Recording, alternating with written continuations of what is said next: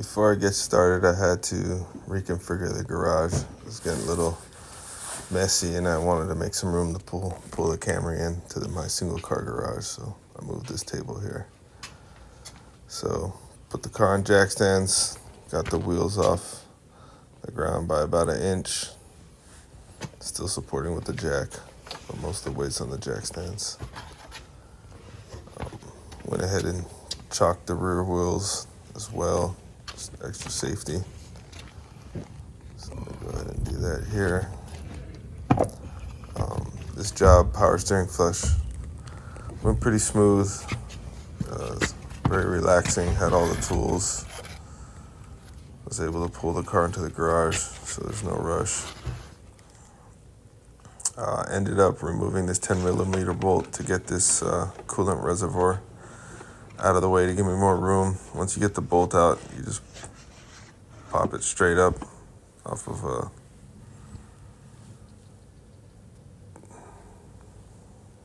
has a little insert that goes into that grommet right there. So once I got that out of the way, I pretty much battled with this power steering reservoir return hose for quite some time. So I sped up the video here.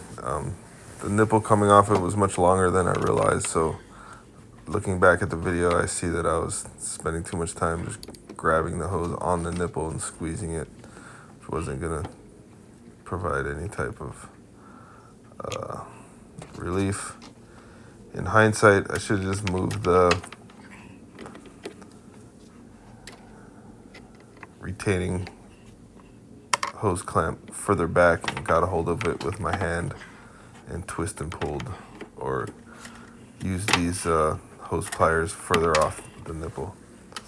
So even in fast forward, it's pretty painful to watch, but eventually with an assortment of tools, a screwdriver, hose pliers, and 90-degree pick, I was able to get this hose free. But as every job just adds to the experience of what not to do next time. So I'm hoping I get more proficient at these hoses. I know in the past when I first started DIY car, the hoses were quite a problem, and getting these hose tube pliers were definitely a game changer. But as this video shows, you gotta know how to use them properly. I'm very glad I didn't damage the power steering reservoir. So far so good, no leaks. I gotta check the level today and top it off, but this video was recorded yesterday doing the work. Today I went ahead and started doing the work on my truck, Toyota Tundra, about the same year, but realized that when they replaced the steering rack below, they definitely replaced the fluid as well, so it was all fresh ATF fluid, so I just left it in there. But in hindsight, if I did this fluid flush every 50,000 miles, maybe I would not have needed a new steering rack. Maybe it wouldn't have failed. The way it failed, it was just it was just leaking everywhere. So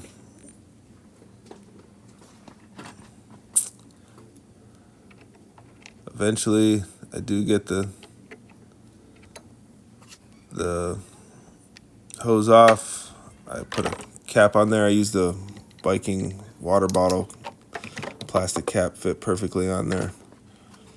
And now I'm showing the hose and barb I got from Home Depot. Really, I had the hose lying around, so I just needed the barb. But once I went through my garage and cleaned up everything, I found the old hose, so I went ahead and used that. I still have the new hose from Home Depot. It's $10. I guess in theory I could take it back if I find the receipt. The Pittsburgh screwdriver I use, I don't have the SAE nut driver for this size, which is unfortunate. I'll put that on the tools of things to buy.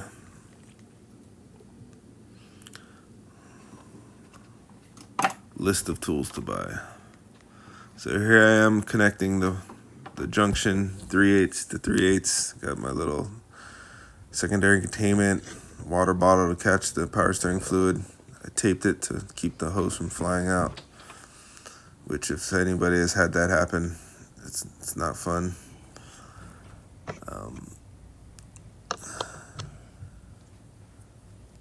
So now I'm gonna add power steering fluid. I used Presto, just regular power steering fluid. And once I get this filled back up, because I pulled out the old one to get a speed up on the flush, so drain the reservoir. Also, to remove the return hose, you have to do that or it'll spill everywhere. And I had a little spill because I forgot to put the reservoir cap on, but it was very little amount. I caught it immediately. It felt really silly, so that's me wiping it up. And now that I got everything set up, add some power steering fluid, turn the car to the on position, and crank the wheels all the way one way till it locks. Hit it, let it lock gently, all the way to the other way till it locks. Let it lock gently, and then back center, and that's when I check on it. So I think I did 3 cycles. Probably could have just done 2, but I wanted to wait until the fluid in the clear hose was completely clear, which it was immediately on the beginning of the 3rd cycle. But it was very minimal wasted, probably just a half a quart, so I don't feel bad about it. These quarts run about $9 at Walmart. So the whole job was about 1.2 quarts, and I probably could have done it in just 1 and just did a quart and left it at that, and it probably would have been fine. So if you're thinking about doing this job or on a Camry, 1 quart might be enough, but I think 2 would definitely be enough. The 3 that I bought, I was planning to use on my Tundra, but unfortunately, well, not unfortunately, fortunately, the fluid looks good in that, so I'm just going to run that for a while. And before I think the shelf life of this quart goes out, I'll swap out the ATF fluid for this clear power steering fluid. Apparently, the power steering fluid has some additives to keep the seals from leaking, where the ATF is not concerned about adding additives to keep your seals sealing. So Toyotas come from the factory with clear power steering fluid. I would like to have that in my car. That being said, I also would like to use as much of the ATF fluid up as possible, and I'm sure the shelf life on these quarts are at least a year or 2, so we'll run it for a year or 2, and when I'm doing some cleanup in the garage in a year, I'll run this power steering flush in the Tundra if it's still running. But here you see that the fluid's pretty dark, so I'm very happy I did this. I got this planned maintenance from the Car Care Nut, how to keep a Toyota running for 300,000 miles. Mine's almost about to hit 2. I hope it had decent maintenance before I bought it at approximately 170. No, I bought it at 187,000 miles. So here you can see the fluid is getting a little bit clear, but it's still about halfway dark. So I'm gonna do a 3rd cycle here pretty soon, and I definitely am happy I did this.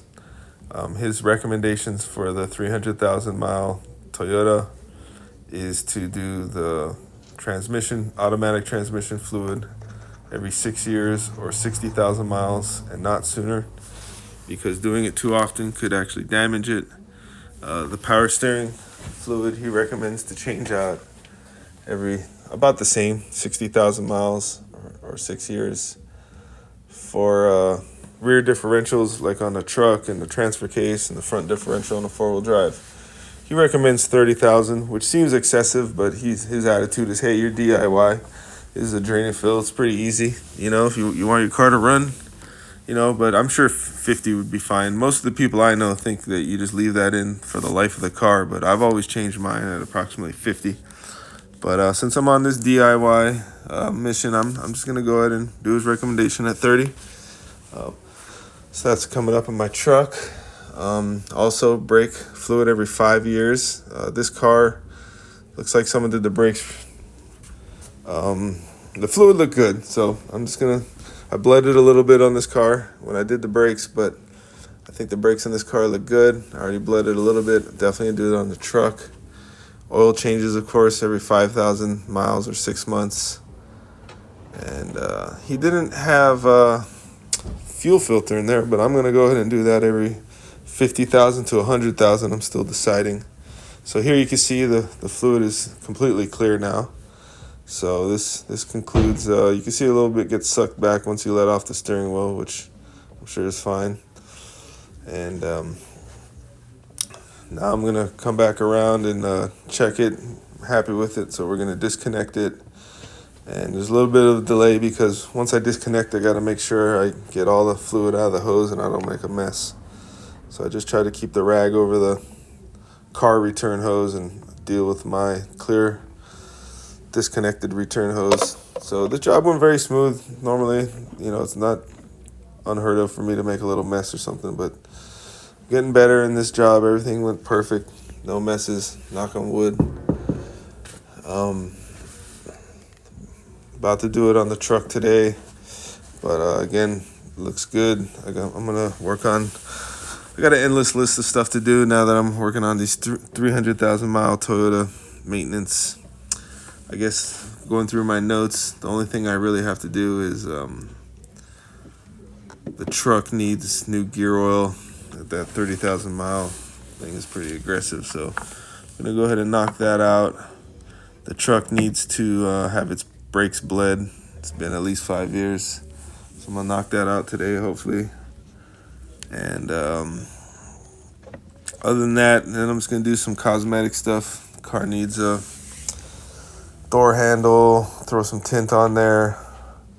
It's got a chip in the front windshield. I'll knock that out. But this power steering flush job is surprisingly easy. I wish I had known this earlier in my DIY car care life. I definitely would have been doing this.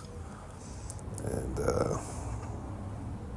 that being said, I've never had other than this truck, I've never had a power steering fail. I've always just dealt with leaks, fixed the leaks, and that was the end of it.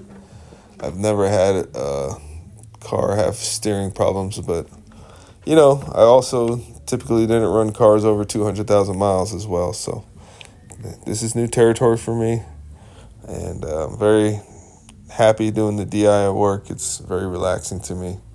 I enjoy it tremendously.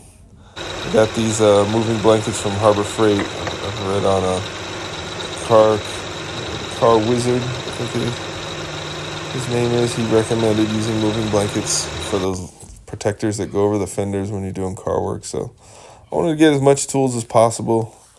Here I am testing the voltage on my battery on cold cranking amps on startup. It measured at 11.16. Everything looked good. Battery was measuring 12.68 when it was off. I forgot to check it when it was on. Check the alternator's good, but battery hasn't died. I'm sure the alternator's fine.